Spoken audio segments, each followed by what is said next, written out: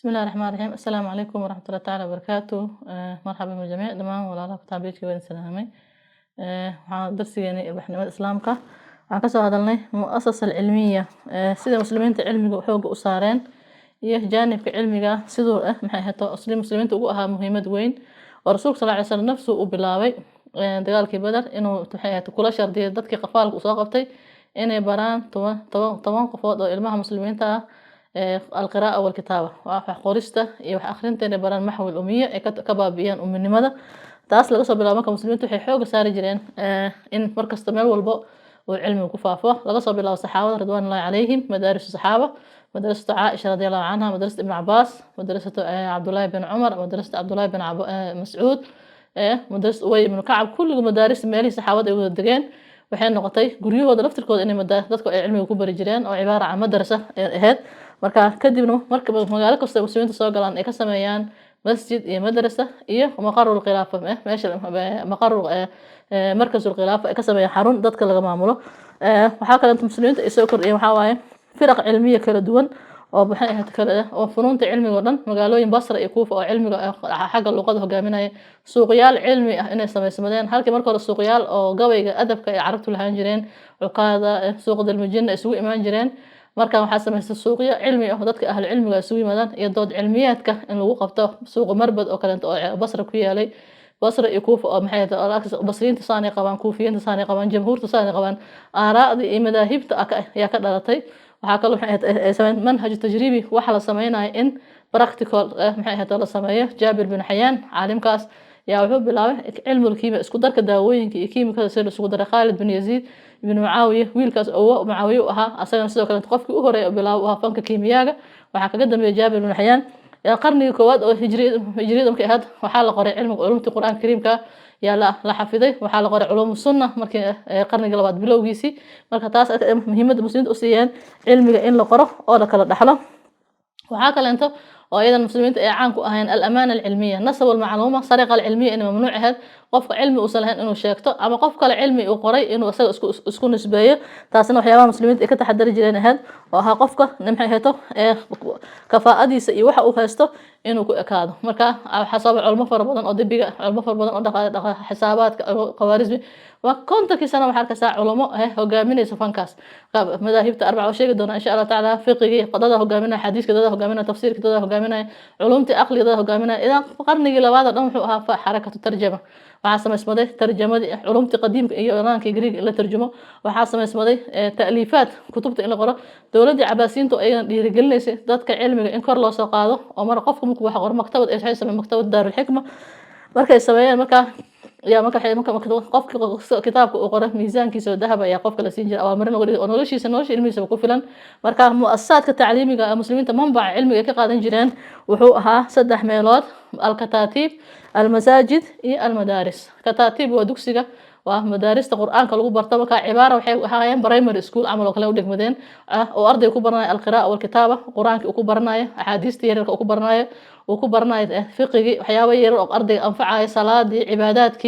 ظهارتي نجاساتك وكبرنا إلى عنق سلاسل إلى توصل وكسو جارو كتاتيب تسمرك مسلمين إن متحوق سارين أو محيط إلى عهد الصحابة إلى قرون تقدم حركة هل حافظ كذي إلى سدح بقولك مدرسين كتالو أو محيط كتاتيب تسمع أنت كتاتيب تأدي عملين gumaysiga u baabiyo Soomaali kaliya ku hartay kataatiib ay ku hartay adduunka intiisa kale gumaysiga ka baabiyay qofka duu rabo inuu quraan barto waa inuu kuliyada quraanka u aado oo takhasus quraan u goono u doonto laakiin anaga alxamdulillah rabbil caalamiin ma u baahan kuliyada quraan qofka inuu galo waa inuu maxay dugsiga ku bartaa oo Soomaalida intooda badan maxay dad quraanka ilmaha iyagoo yar bara ay noqdeen mid mu'asasada labaad waxa waaye masaajidka oo asagana ahaa goobta cilmiga xalaqaadka oo qofka caalimka uu fadhiyo oo masaajid lagu qaadanayo cilmiga lagu qaadanayo masaajidda markaas cibaara can jaamici ah university ahaan university ahaan waxay u dhigmadeen maxay hayto waxay u dhigeen qaabka madrasada way ka horeeyeen madrasada gadaal ka imaado sheegi doona insha Allah taala marka madaarista waxay ama masaajid waxay ahaayeen مركز العلم الرسول صلى الله عليه وسلم ساكت سوق فدي وقتي وصل دجالك آذين وقتي وصل محيها وصل جهاد آذين وقتوه ومحيها ومال آذين صحابة إنه لا فرسته أو وقت لقاته ومحيها السؤال ضدك أي مادان محكمات أو هذا خلافات وكلا صار أو حكى الأحد saxaabada inuu quraanka ku kala bari jiray idan markaas uu ahaa jawaamic marka ma ahayn maxay meel salaada lagu tukado kaliya ma ahayn meel ciidanka lagu diyaariyo ahaa meel dadka lagu kala saaro maxkamadu ahaa meel dadka lagu daaweeyo ahaa meel dadka cilmiga lagu baro ahaa meel maxay ahayd martida iyo dadka wafdiyaasha imaanaya lagu qaabilo ahaa intaas dhan isku qabsan jiray marka masaajidka nabiga عليه الصلاه والسلام wuxuu noqday markas cilmi masaajidka xaramka sidoo kale masaajid Basra wal Kufa masaajidoodi masaajid Qayrawaan masjid jaamic Dimashq jaamic غير Qurduba marka muslimiintu Andalus ay galeen masaajid fara badan oo meel walba ay tagaan maxay ahayd jaamic al-Bukhari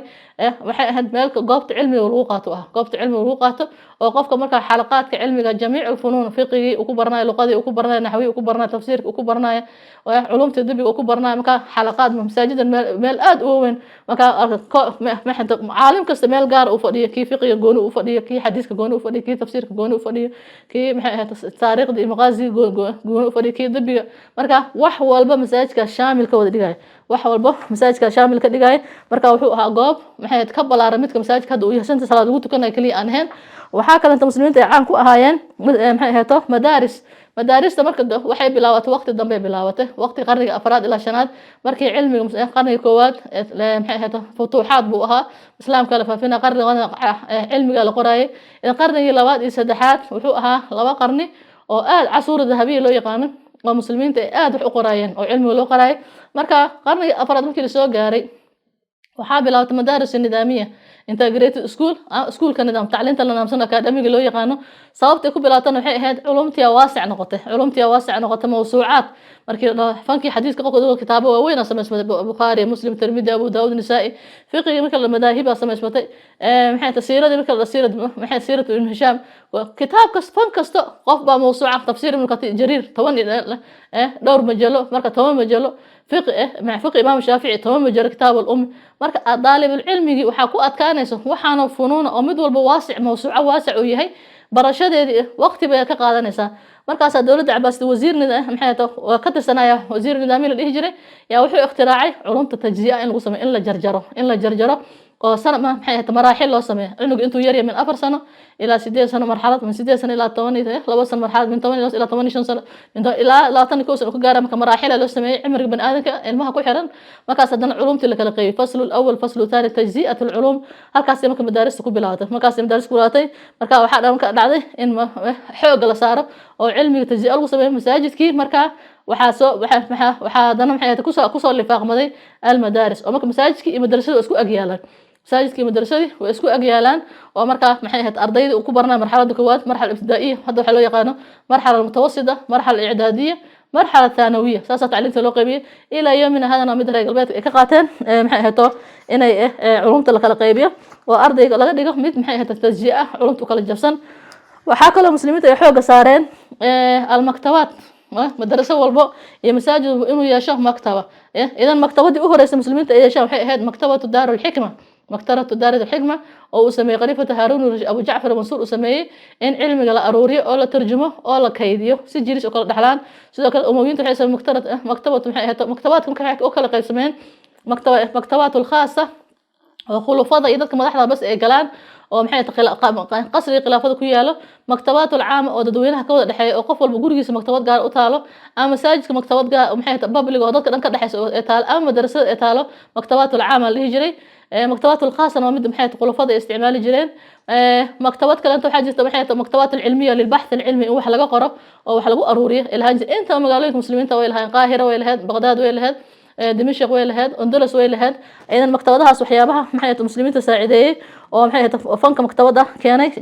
maxay ahayd in cilmiga la qoro turaadul islaami ilaa Mongolia imaadeen maxay ahayd aan kutubta maanta muslimiinta cilmiga xadaaradaha laga qaatay kutub fara badan oo muslimiinta ay yihiin in qaarna maxay ahayd tatarka ay gubeen oo maxay ahayd ay ku dareen qaarna maxay ahayd ragbaadka ay gubeen intii soo hartay waa inta maanta cilmiga xadaarada laga sameeyay marka funuunta cilmiga saasi ahaayeen waxaan maxay ahayd ku soo gabagabeynaa hay'atul ulama sida culimada ahaan jireen iyo sida culimada ay makaanada ku lahaayeen bulshada dhexdeeda insha Allah ta'ala darsigan kan noqdo. Assalamu alaykum wa rahmatullahi ta'ala wa barakatuh.